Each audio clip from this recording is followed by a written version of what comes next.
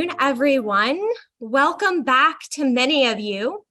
For those of you joining us for the first time, I'm Maggie Mahan, the Assistant Director for Advancement and Engagement with the State Historical Society of Missouri.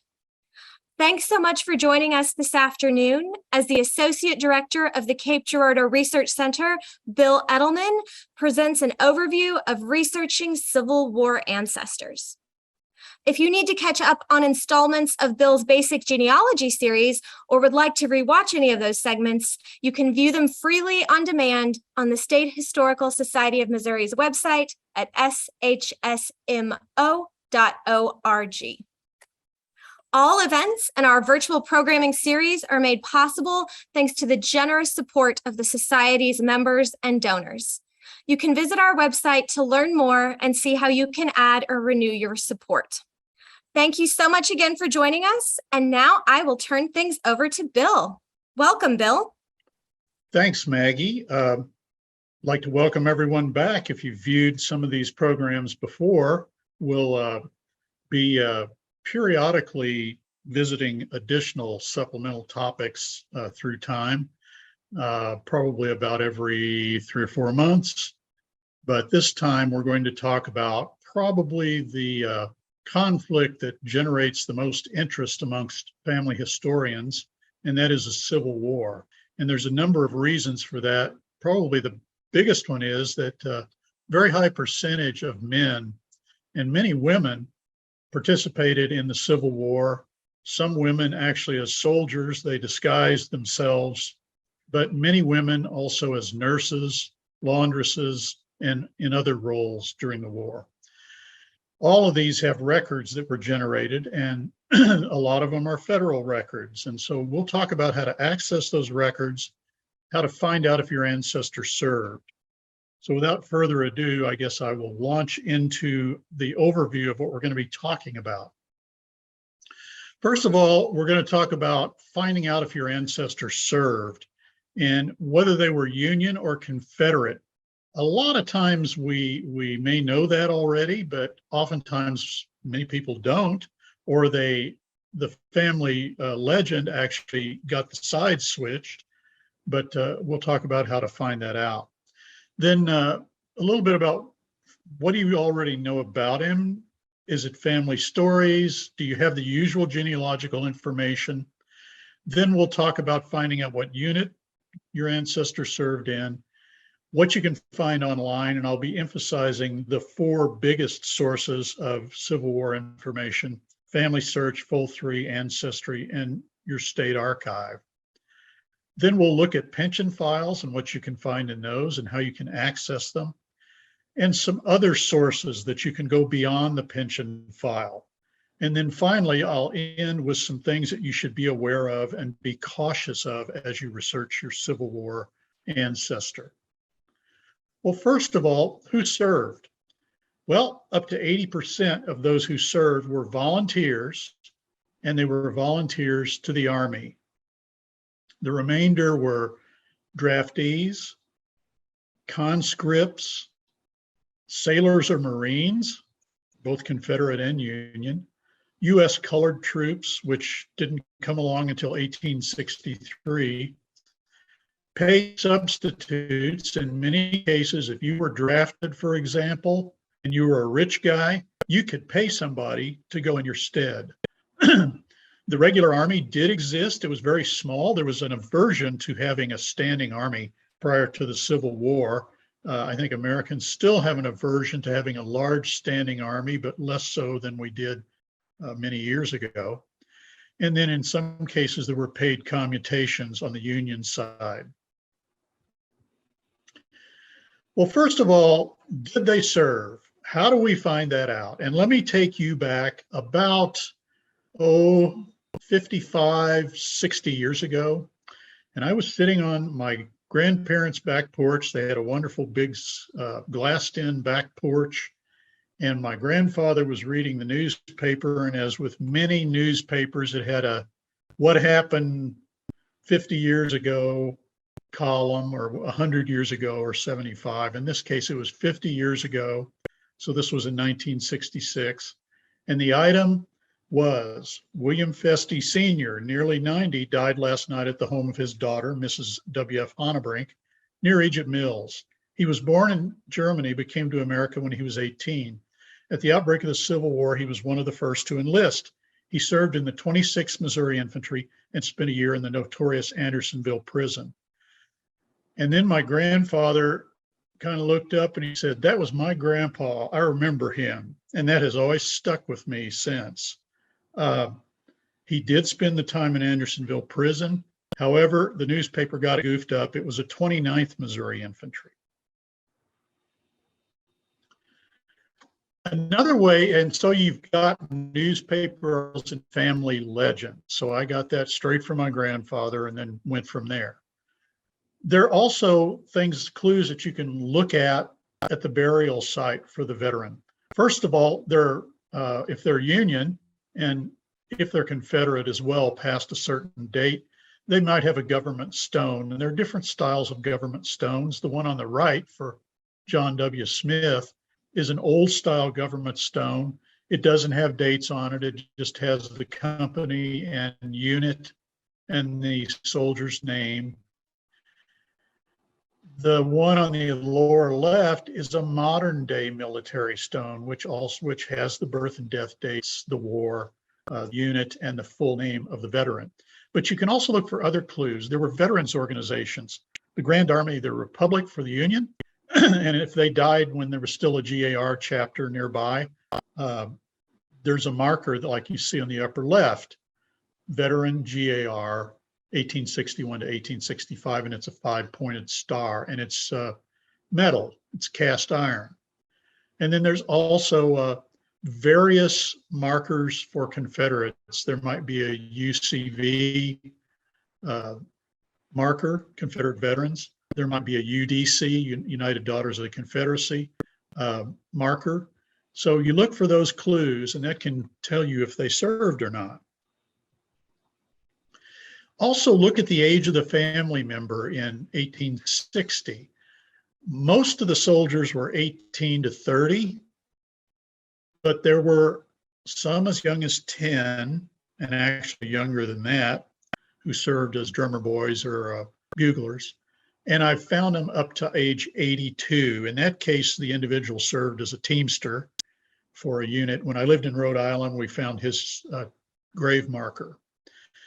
This is the household of Christoph Whitaker from 1860, and he was age 39. And indeed, he served, although it was in a state level unit. But initially, I looked at his son, William R., who is my ancestor. Christoph is my ancestor as well. And I saw 15, and I thought, nope, too young. Turns out I was wrong. He did serve, and we'll talk a little bit more about him later. So look at their age.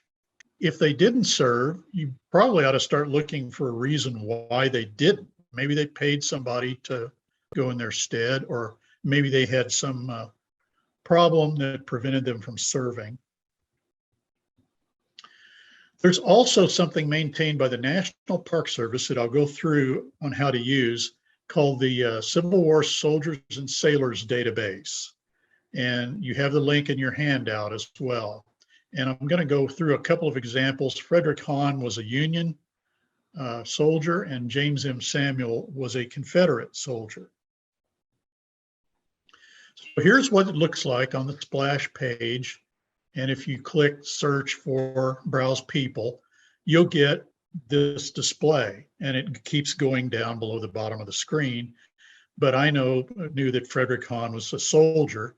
So I'm going to click on soldier, and then I'll get a screen that looks like this. I enter the person's name, first name, last name, and then I want to restrict down the options. I was pretty sure, since Frederick Hahn was a German immigrant, most of them were Union soldiers. So I click on Union, and then I know he lived in Missouri. So I click on Missouri, and you can restrict it down. You don't have to if you don't know. Just go with what you know and then go from there. And so when I punch search, I get 2 Frederick Hahns, and it turns out the one I was interested in was the first guy who was in the 1st Missouri Engineers. That's another thing you need to be aware of. People with the same name, they're not always your ancestor or the person you're researching. They're other people with the same name. But sometimes they are the same person. This guy I'll talk about a little bit later as well, James M. Samuel. He was a Confederate soldier from Missouri. And because Confederate units tended to get reduced down to small levels at a certain point, or a commanding officer might resign from the service, they would tend to be a little bit more fluid and merge together with other units to form a new unit. So he was a cavalry guy, and it ends up, he was actually in one unit, it just kept being reformed. And so this is all the same guy. What it means is you have to chase different records to put the whole story together. What about state service? Missouri particularly is well known for these state level units that had nothing to do with the federal effort, except maybe the feds might provide equipment or something like that, or pay in some cases, but it wasn't considered federal service. There are Missouri level records for these guys. So for the Civil War, Missouri includes state-only units with no federal records, although there may be federal records in a database that's in Missouri Digital Heritage.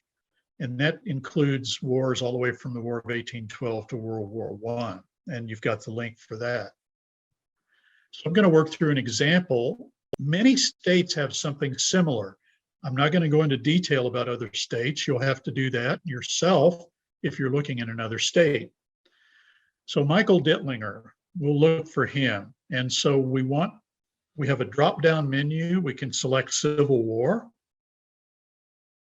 We can select all service records, because in this case, nobody much that served in a state level unit for Missouri would have been in the Marines or the Navy. So we'll select all service records. And yes, we find him. He was in the Cape Girardeau County Home Guards. So we want to see the details on that service. And he was a captain, and the records are in the Office of the Adjutant General. And we have a record of service series and the box that it's in, and the real number of the microfilm. But also, if there's a button down at the bottom that says View Records, you can actually look at the card indicating his service.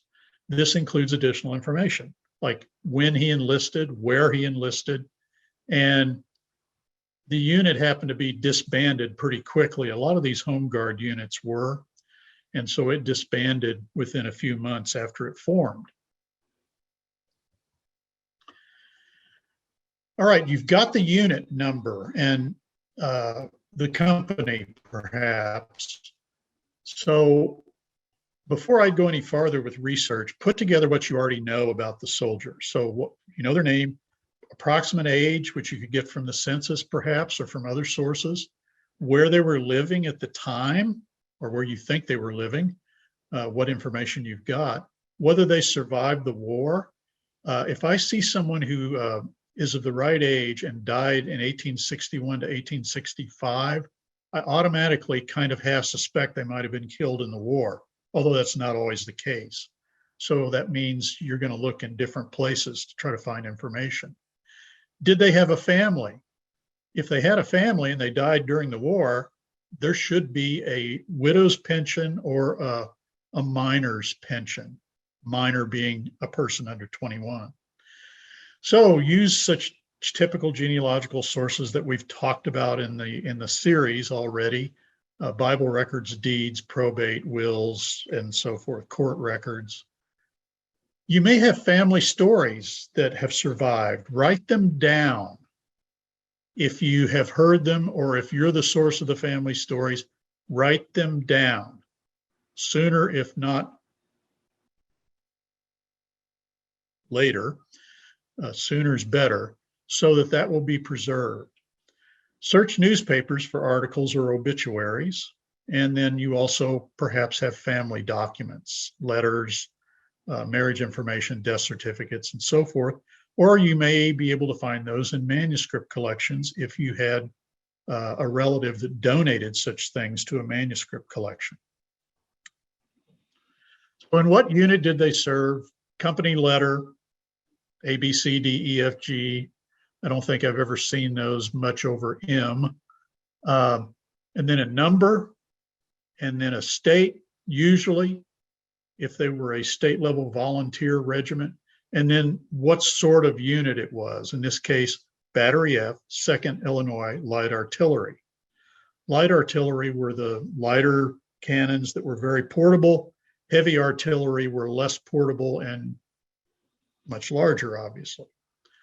So you can get this for free from the Civil War Soldiers and Sailors system. For many units, and we'll talk about how to do this later, you can actually get a list of engagements in which they fought and even considerably more detail. The Civil War Soldiers and Sailors system, if you click on the unit, will give you a list of engagements. That doesn't mean your ancestor fought in all of those. You need to get down to the company level to figure that out. FamilySearch and Ancestry have databases that include these. It may be on their tombstone, as we've seen.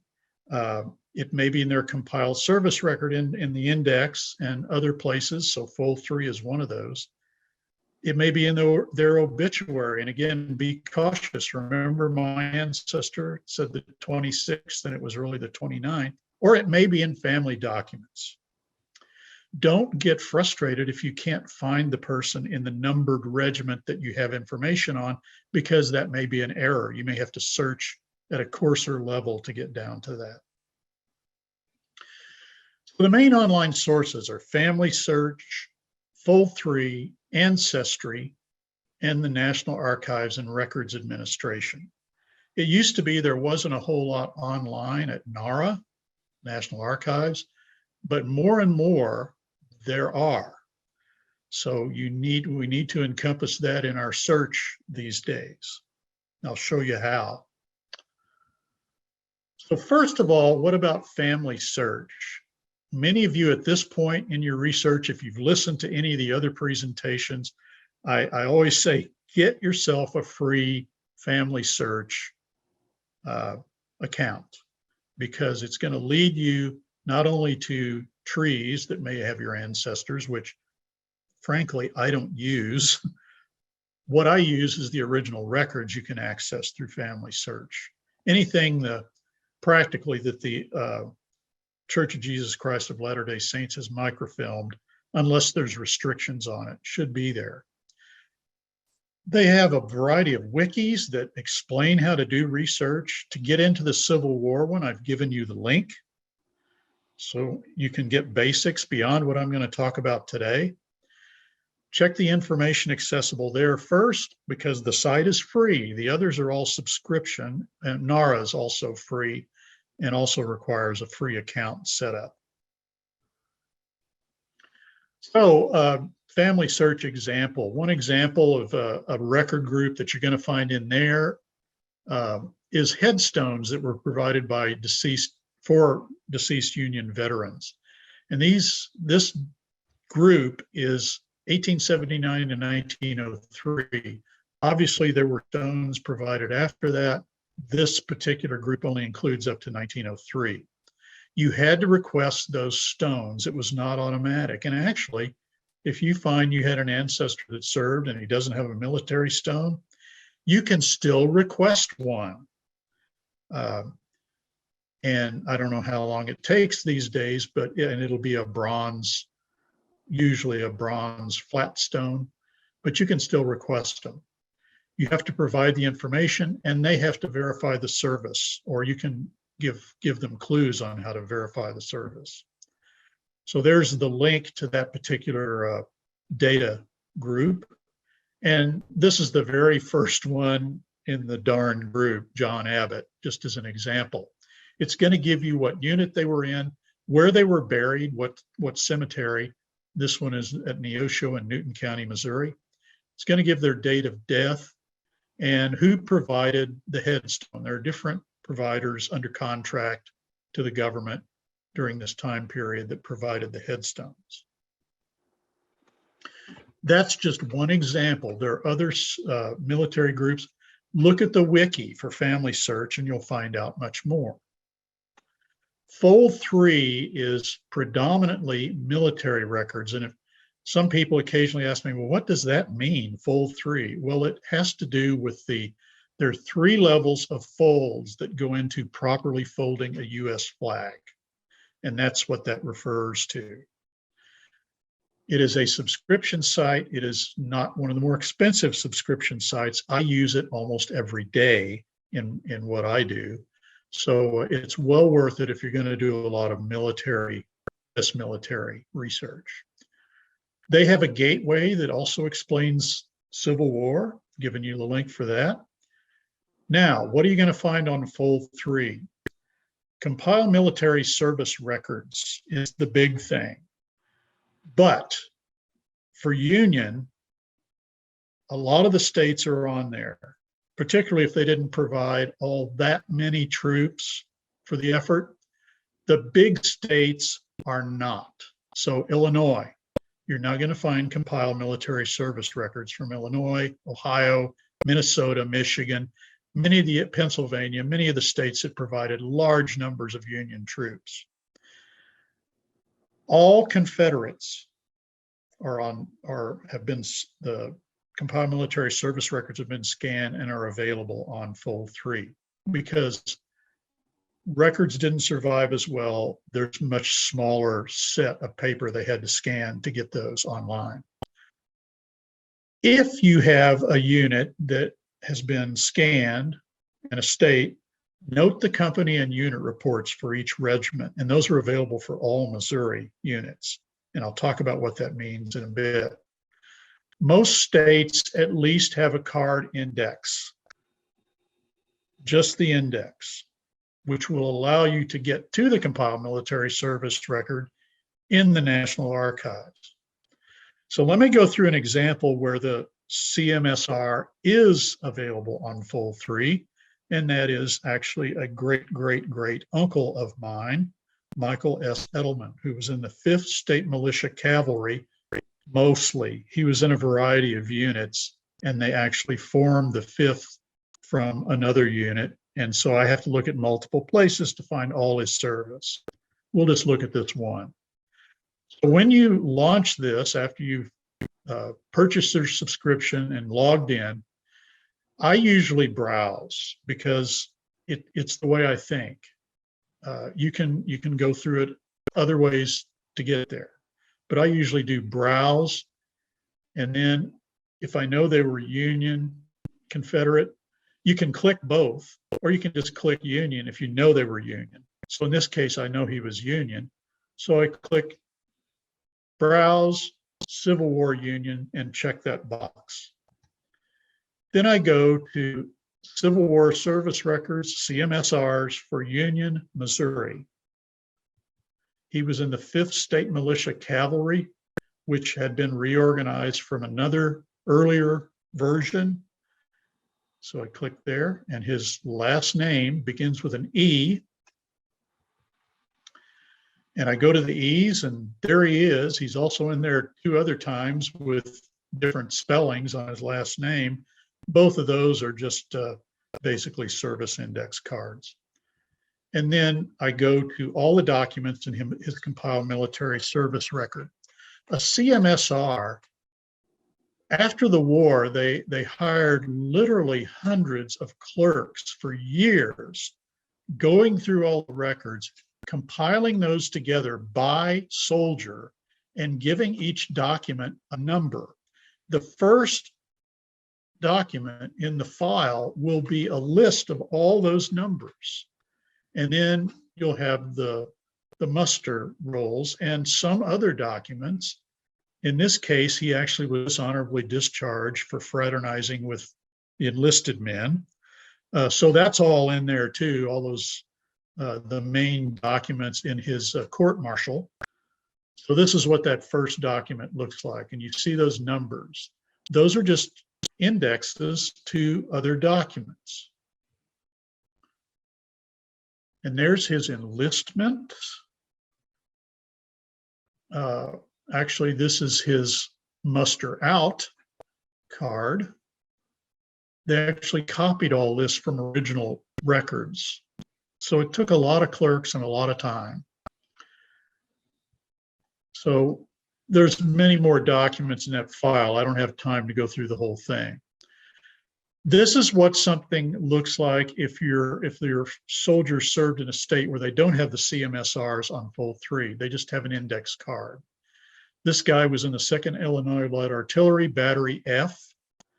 They call them batteries rather than companies.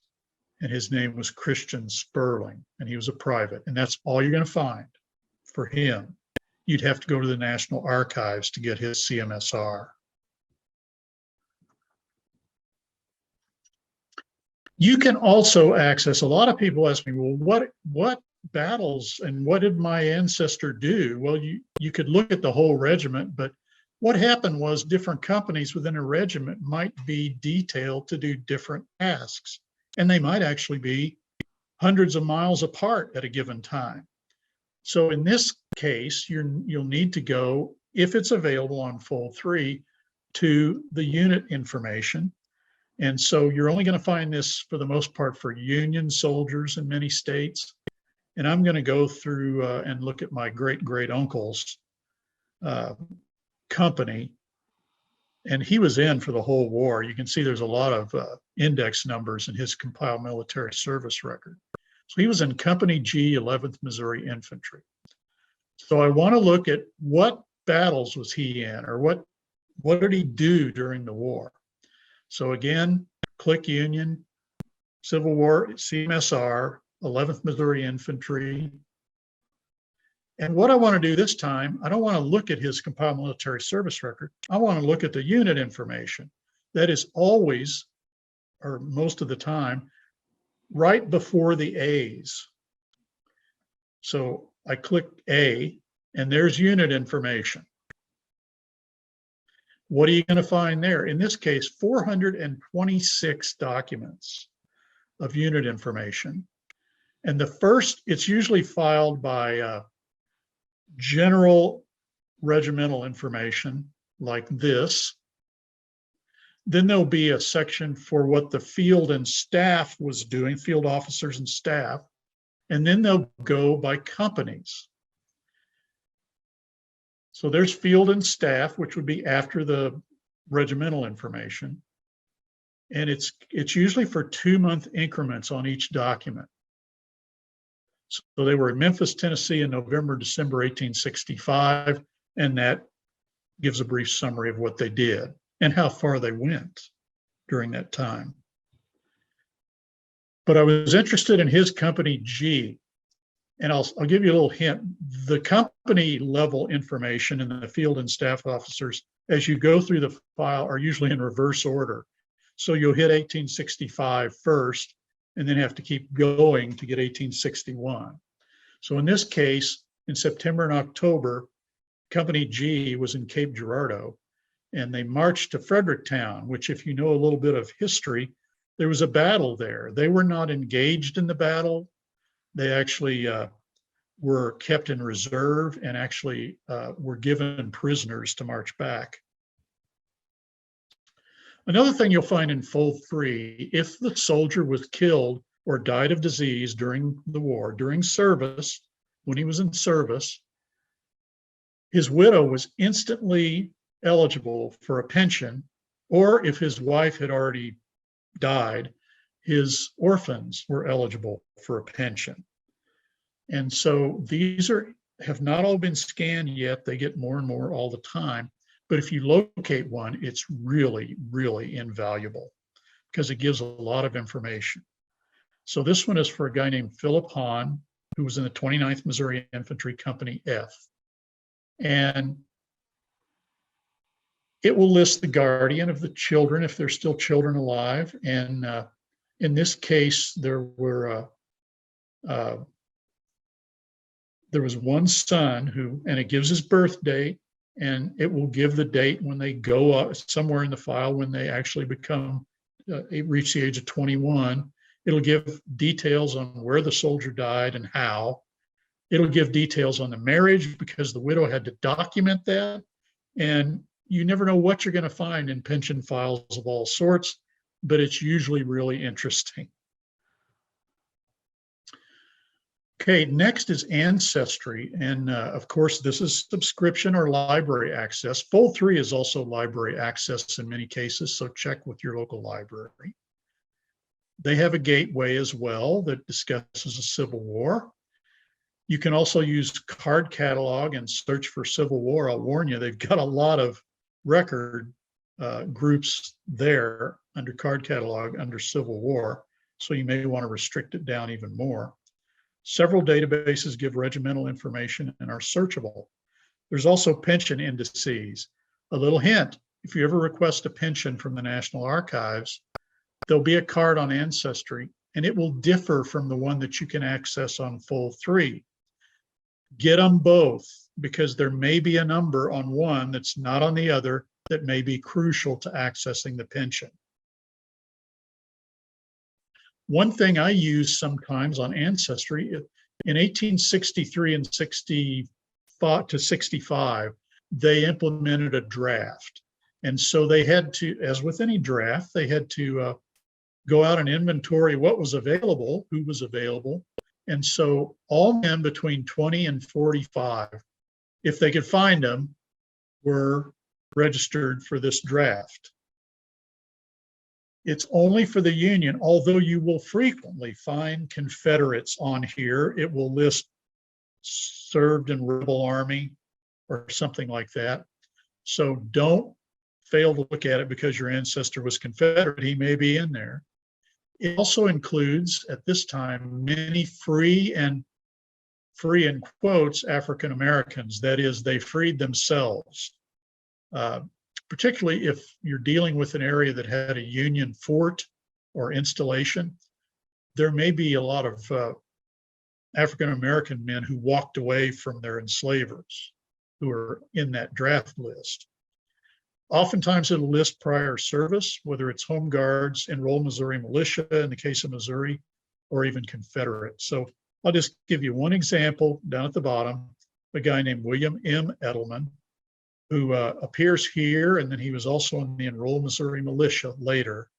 And it gives the township they lived in, the county they lived in, their age, their birth state. It gives information that's valuable for genealogy, even if your ancestor didn't end up being drafted.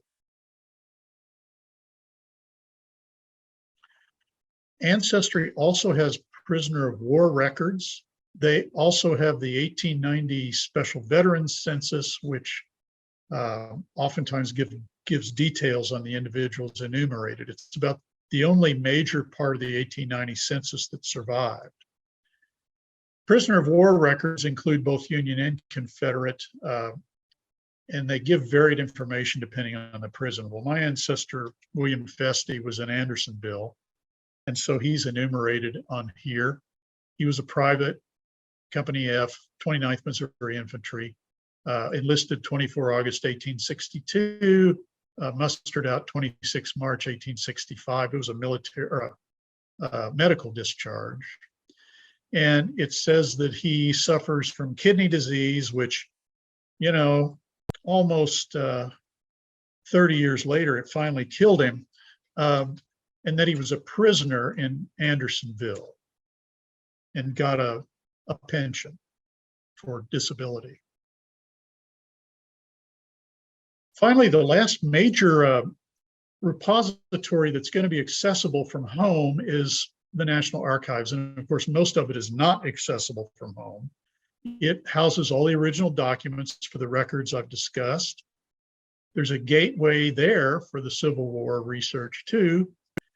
And the most valuable thing you're going to get there, although there's a ton of stuff at Archives 1 and Archives 2 that you may eventually want to get into, but the most valuable is undoubtedly the pension files, because they had to document everything. Marriages, moves, am I this soldier? If I am claiming disability, I have to have a medical examination, and sometimes there'll be multiples. So there's a lot. One I recently got was 350 sheets of paper. papers in the pension file then can lead to other records or help explain other records that you might have gathered. How do you get them? Well, first of all, if you have a Confederate ancestor, forget it. They were in rebellion against the federal government. There are no federal records about, there's no pension. If there's a pension, it's a state level pension. So this is only Union soldiers. Find the number in an index on fold 3 or Ancestry. That's one way to do it. And then you have to request it. More about that later. You need the number, though, for any of these options, the pension number, the file number. You can hire a local researcher to get the file. The cost varies. There's a list of them on the NARA website. And good luck figuring out who's the best one. I don't know all these people. So I know the one I work with, and that's about it. You can travel to the National Archives and either have it copied, which is expensive, photograph it, or scan it in their innovation hub. However, since COVID, it is much more difficult to work at the National Archives. They only take appointments, and they only take a limited number of appointments. You have to document, tell them what you're looking for and why. And it's just easier anymore, I think, to find somebody to do the research for you.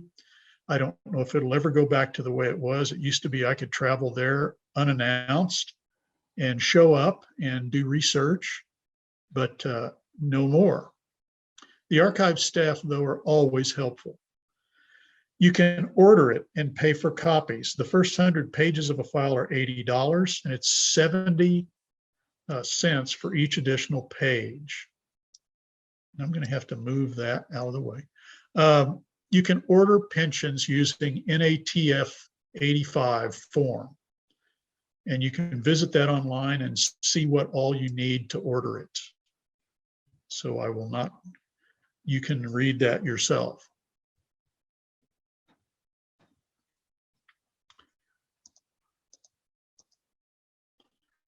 Okay, what can I find in a pension file?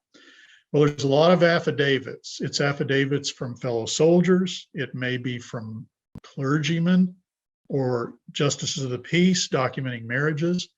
The identity, you have to actually verify that it's you, which sounds a little silly, but for many African Americans who served in the US colored troops, they actually changed names. And so they had to document the name change for whatever reason. Many of them took different names after the war. Also, affidavits and forms verifying medical claims, such as medical examinations if it's for a disability. Periodically, they would later send out informational forms. If you wanted to try to get your pension increased, that was additional forms you had to fill out. And we all hate forms, but by golly, the forms are where all the good stuff is in these pension files. Rarely you're going to find original marriage certificates, Bible pages documenting birth dates and so forth, court documents, letters, all sorts of other personal documents. Just a few examples. Here is an original marriage certificate from Zion Lutheran Church in Gordonville, Missouri for August Wessel, who had to document for a disability pension.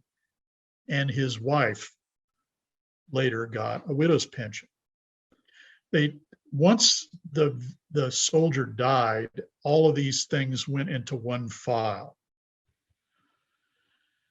This is another guy who was in the Battery F, 2nd Illinois Light Artillery, Friedelin Glastetter. Well, while he was away with the 2nd Illinois Light Artillery, his wife was away with the neighbor. So there's a divorce case. Now I ran across this in the file as I was thumbing through it. And I'm like, why is there a local circuit court document in here? So I started reading it and like, oh, okay, that's why. Because if she would have come back and applied for a widow's pension, she would have been denied because there was a divorce. This is probably one of the most poignant things I've ever found in a pension file. He was a single young man who enlisted and was wounded in the leg, I think it was, and eventually sent to St. Louis. It looked like he was recovering, and then the wound got infected. It took literally months for this poor guy to die. And in the meantime, he was writing letters to his mother. All those letters for his mother included those when she applied for the mother's pension, because she was dependent on him for her livelihood. So this comes under the widow's pension category.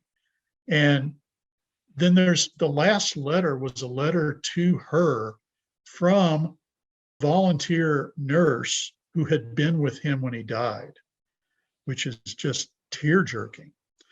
So, and these are in the pension file. This is the most recent one I got. It's a purported great uncle of mine who I'd wanted this file for the last 3 years, and COVID was preventing it. And finally, I found someone who would do the search for me and scan it. But this was a wonderful file in terms of family relationships. It had an affidavit from his first wife, which was common law marriage, birth dates of all 12 children, documented 17 moves after the war in 4 states. He received a wound from an exploding shell at the Battle of Cloyd's Mountain in Virginia, and it destroyed his right eye and messed up the vision in his left eye and scarred him. You get really deep insight into his personality, which was not great, but I know a lot more about him now. No marriage record for his first wife, and the Pension Bureau looked in every county around where they supposedly were married and elsewhere and could not find anything. Although the first wife said there had been a paper. And he left and married another woman after 12 children. Both wives were Martha J. And on Ancestry, in this case, many people, because it was both Martha J's, assume it's the same woman, and he was only married once. Boy, are they going to be surprised. And then what I was really looking for was to document if he was connected. And when he applied for a pension increase, my great-great-grandfather and his son signed as witnesses. So that's what I was looking for. Rarely patrons have scanned pension files, including me in one case, a pension for one of my daughter-in-law's ancestors. You can search for that. It's a real long shot, but if you establish an account at the National Archives, search the catalog from their splash page, from their research page. Then in the little search bar, type the name. His name was George Awenius, and he's a German immigrant from Indiana. So I searched for that. I knew I was going to find it because I'm the one that scanned this. And there's his widow's pension, which includes all the documents. And I click on that, and you notice image courtesy of citizen contributor. That's me in this case. And all the documents are there. If you hit one of these, you're really lucky because there aren't that many of them. It depends on some volunteer having agreed to scan the file they were looking at. If you have an ancestor, by the way, that was in Miller County, Missouri, even after the war, all of the pensions, well, most of the pensions have been scanned and are available online through this route. Somebody I know has done that. So George had one minor child at the point where he died. And so you've got the birth date for that minor child. He had many other children, but this was the youngest. And you get the location, Princeton, Indiana. Lots of neat stuff. Don't forget newspapers. These provide details you won't find in other records, like troop movements and details on engagements and details on people, a local twist a lot of times, things to flesh out details and provide you some context. And by the time you get around to 1900, Civil War veterans were really respected highly. And if they died, there's going to be an obituary if there was a local paper. So look for those. So mostly what I've talked about is Union. What about Confederate? Don't expect the same level of detail in a Confederate pension. There are CMSRs, but there are going to be gaps because the records may either never have been created or may have been lost. But you are going to find CMSRs for all known Confederate veterans. That being said, I researched one guy once who was from Texas, Collin County, Texas. And I was looking at his will, found, oh, he's got a will, neat. And I'm reading the will, and the will was dictated on his deathbed at a military hospital in Louisiana. He had been wounded and was going to die, and he knew it. And I went to Fold 3 and went to that unit, and his name was not there. A lot of Confederates may have served, and there may be no record of it in official channels. So that's why you research everything. There may be additional records in the state where they served, if it's state level service, which Confederate service was. There's no federal pension unless they were Mexican-American War veterans. Then to get their pension, they had to swear an oath of allegiance after the war, and then they could apply for their Mexican-American War pension. State pensions vary. You have to learn about the state where they served. And here's a nice link from the National Archives on how to research Confederate pension records. Obviously, since they were in rebellion against the United States, it's at and there's the FamilySearch link that provides more detail on Confederate pensions. You can access those online for many states. Again, it depends on the state. They're not searchable by name if they're on FamilySearch, but you can search through them alphabetically. And I'm going to go through one example from Missouri, which is George W. Smith.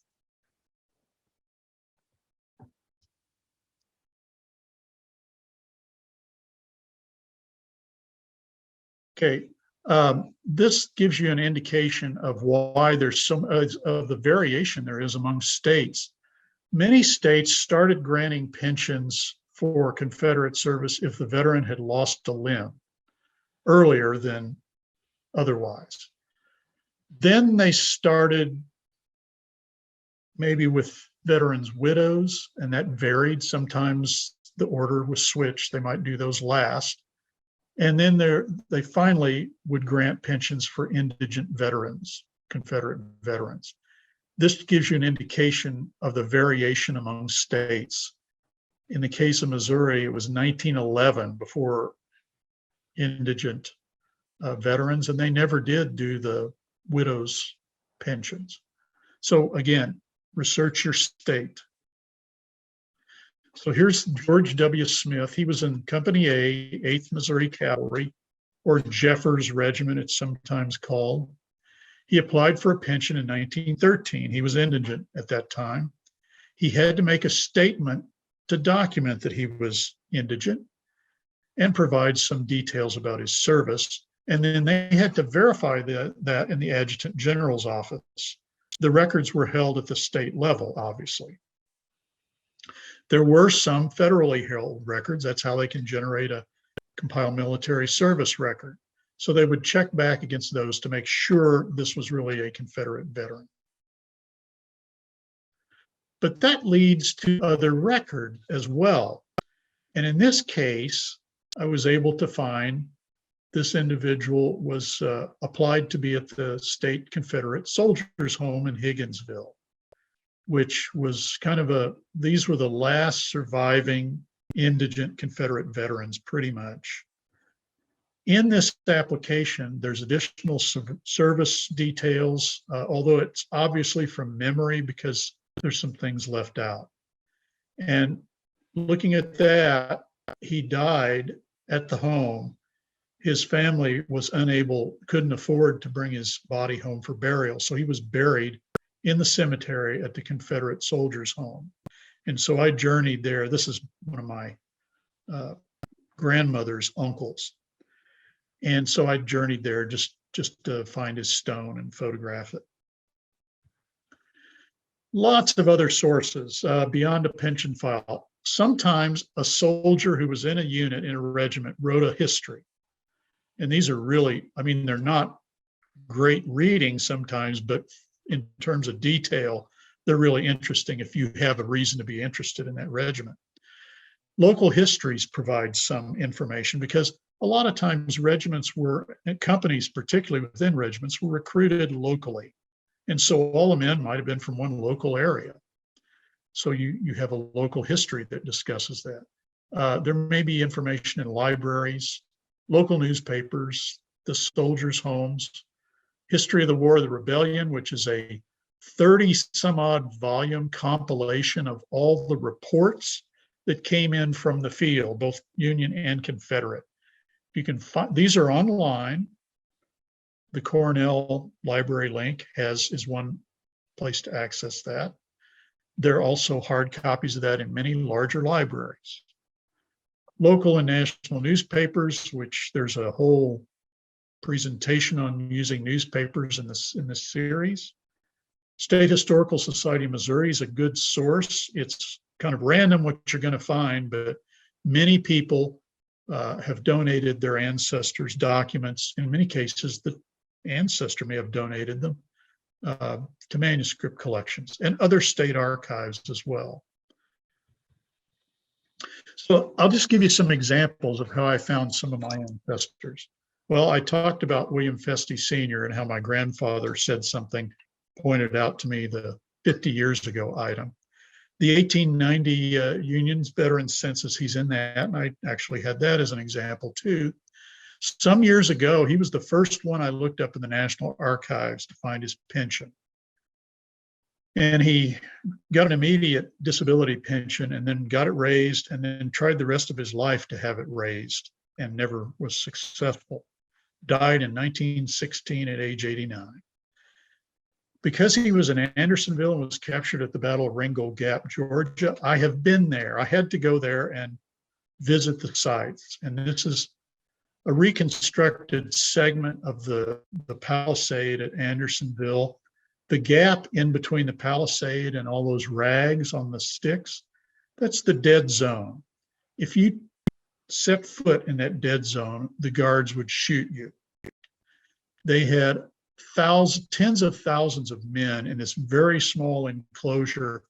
You can pretty much, on the right-hand side of the lower left picture, you can pretty much see a good chunk of the land that had all these men in the prison, and all they had for shelter was kind of canvas pieces on sticks.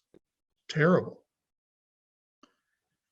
And he was sent to the prison hospital, which usually was like, well, he's going to die, send him to the prison hospital. But he managed to make it and managed to make it home. Another ancestor I had, the one that was too young, I thought, William R. Whitaker, again, his obituary in the local paper mentioned that he was one of the last surviving Civil War veterans in Cape Girardeau County. He served first in the 56th Enrolled Missouri Militia, which meant that he wouldn't have gotten a pension for that. However, there were men pulled out of these EMM units into provisional EMM units, which were a little bit more solid and were considered federalized units. So he was eligible for a pension because of that. The 56th included his father, but he was not pulled out for the 8th Provisional. He's in the 1890 Veterans Census. He had a pension, so I have gotten that. And as part of that pension, there's a local, they call it a massacre. There were, I think, 10 or 12 men killed at this camping spot nearby that were mostly Teamsters and a few guards guarding against Confederate raiders who got past them. And he was one of the men detailed out to dig the bodies up 10 or 12, 11 days later and move them back to town to the cemetery. And it details how it made him sick and he had to go to the hospital because of dehydration. And he was claiming disability, and he was in his 80s by then, so they were buying just about anything. So he got his pension. And my Confederate ancestor, James M. Samuel, the guy that had 3 different service records because of the units changing. I didn't know he had ever served in the Mexican War. I suspected he served in the Civil War, maybe, but another researcher contacted me and asked me about it and then said, "Oh, did you know he served in the Mexican War?" No. Well, he got a pension for that because he wouldn't have gotten it for Civil War service being a Confederate. So again, I found the 3 fragmentary CMSRs in his obituary. But the neat thing about the obituary and then the pension file, he was one of 50 men who rode escort for Kit Carson to go from Fort Leavenworth to Santa Fe at one point. And when I first read this in his obituary, I thought, yeah, that's a story. Well, it's true. He did. And so again, you never know what you're going to find. Finally, some cautions, some things you should be aware of. And this one I hit repeatedly. People get hung up on spelling. Oh no, that can't be my ancestor because we've always spelled it this way. Spelling meant very little back then. It was however somebody heard it and wrote it down. Well, my Whitaker guy, we've always used 2 T's. However, I find records where it's 1 T. Or Eddleman, where I found 40 odd different spellings for Eddleman. It's the same family.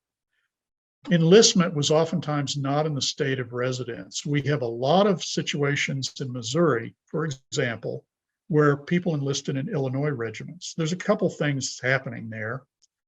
One is recruiter may have been here from Illinois and recruited him. Or they had limits on how many people were needed in a regiment. And if they reached that number, they stopped recruiting. And so if you wanted to enlist and all the Missouri regiments were full, Illinois had space. So you'd go there. Not all who served were identified on the Special Veterans Census. So be aware of that. An absence from every soldier database did not mean he did not serve, like my guy from Collin County, Texas. All those who served from the South were not Confederates and vice versa. In fact, almost every Southern state had a Union regiment or more because there were Union sympathizers. And if you were a Union sympathizer in the South, things were not fun. So a lot of them got out and joined regiments recruited from their state for the Union. Some people who served only in the Home Guards or enrolled Missouri militia may have gotten federal pensions. It's very rare and it takes literally an act of Congress, but sometimes they did.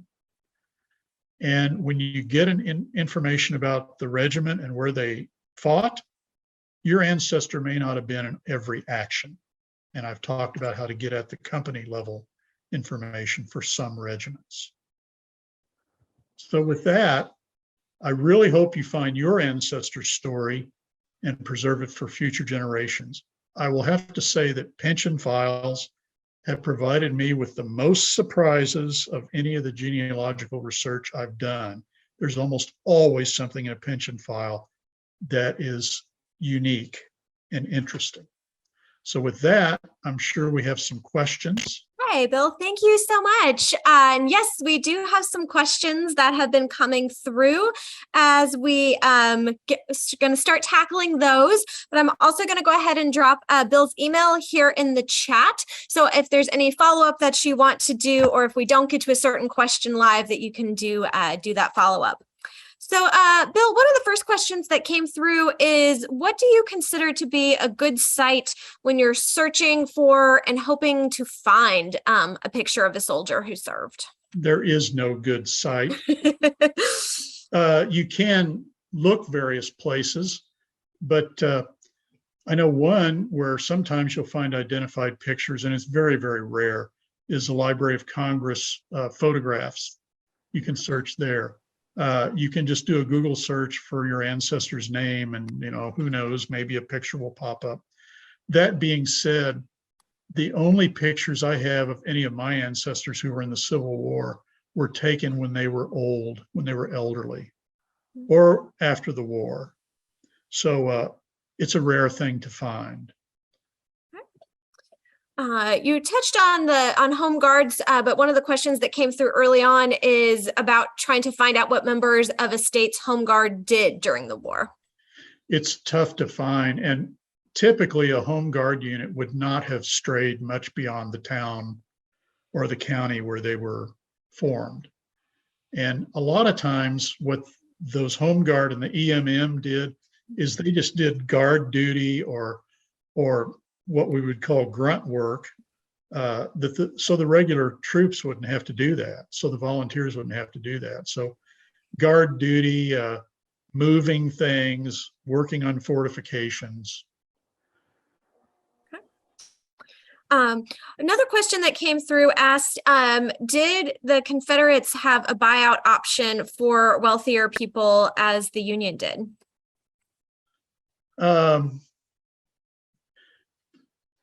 I'm sure, I think early in the war they did. They did have an exemption early in the war. If you owned a certain number of slaves, you didn't have to serve.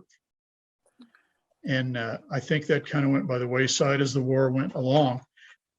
As the war moved toward its end, the Confederacy was really desperate and was trying to get as many people. They even authorized, right before Appomattox, the Confederate Congress, before it fled Richmond, authorized recruiting slaves to service. And of course, nothing happened because there was not enough time. But yeah, it's the exemptions were probably there, and it was probably if you were a rich guy who owned slaves and property and was maybe a plantation providing food and other goods for trade. Okay. Let's see here. So many great questions coming in. Let's see. Katie wanted to know, could you pop back up the slide with the states that offered state pensions for Confederates? Maybe. And if Katie, you could also shoot Bill an email. I've dropped that email in the chat, and he could also share that information with you that way as well. Backspace is not working for me, so. Okay. Well, Katie, why don't you just go ahead and shoot Bill an email, and he can send that over your way. Somebody asked. I'd be happy to copy and paste that into an email. It'd be real easy. Sure. Thank you so much, Bill, for that. Could you comment about what's available at the State Archives in Jefferson City, at the Missouri Historical Society in St. Louis, Wilson's Creek Battlefield, and National Archives? Sure, there's lots of stuff there. There's tons of stuff there. What I'd suggest, they're really helpful at the archives. They're really helpful at Missouri Historical Society. And I've not done anything with Wilson's Creek, but I can't imagine that they wouldn't be really helpful as well. Just contact them. They are all accessible by email. And the National Archives, I probably can't even plumb the surface on what's available there. I know I've gone to different talks before about National Archive resources, and the one that always sticks with me as being really fascinating is there were federal old soldiers' homes. Mm-hmm. Those records are at archives too, and they're hard to get to, but they have wonderful details on family relationships and so forth. So, I mean, that's just one example. There's literally millions and millions and millions of documents at the National Archives. And in terms of the state archives, just contact them. Sounds good. Let's see here. Patrick had a question about the CMSR forms and if they are available for federal soldiers on Fold 3. You know, something tells me that the answer is no, but I actually have never had to look for one of those. So it could be yes, but I don't think it is. There were so few federal, regular U.S. regulars that don't know. Okay. Norman inquired, what is the difference between the EMM and the ESM? EMM is Enroll Missouri Militia. ESM? Mhm. Not That, sure. Don't know yeah. that one. Okay. Yeah, I'm put in the chat. Enroll Missouri Militia was a program, by the way, that these people were supposed to fill in because there weren't enough troops at the local level, and they were supposed to be like the first line of defense and in emergencies. And basically any male that was able to get around was at 45 and less was supposed to be in the EMM. Well, there's a problem there. Some of these people were Confederate sympathizers, and actually it resulted in some of them, well, heck, I may as well go enlist with the Confederates if they're going to make me do this. So that's one of the things that happened.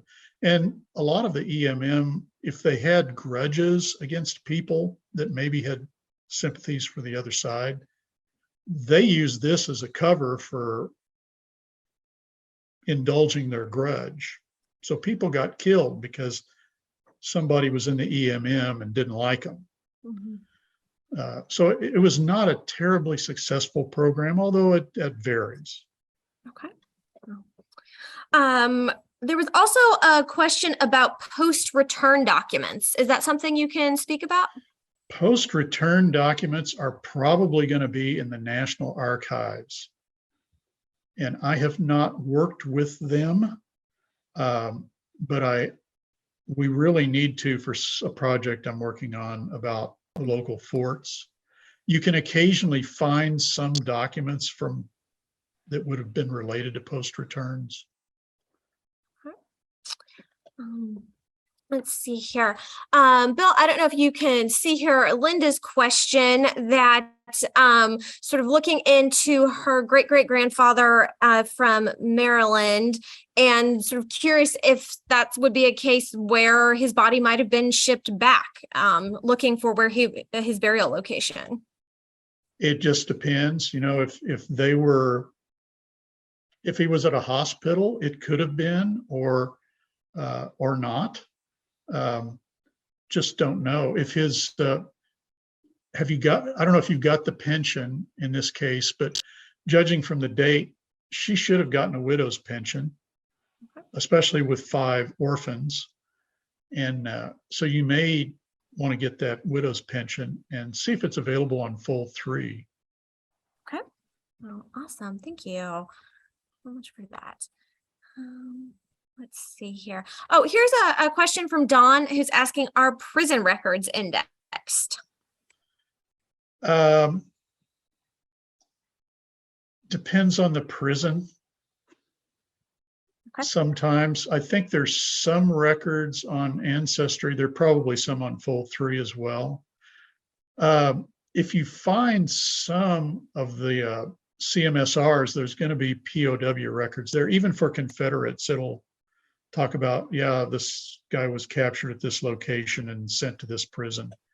So take a look at that. Okay. Sounds good. Candace posed a question saying that she found a draft page, but no service records. It says it would be for the U.S. colored troops. And is there a way to tell if he didn't serve or if it's incomplete records? Well, I mean, he was eligible for the draft. That doesn't mean that he was actually drafted. If you don't find any service records, one thing I would consider, is there an alternative name that he went by?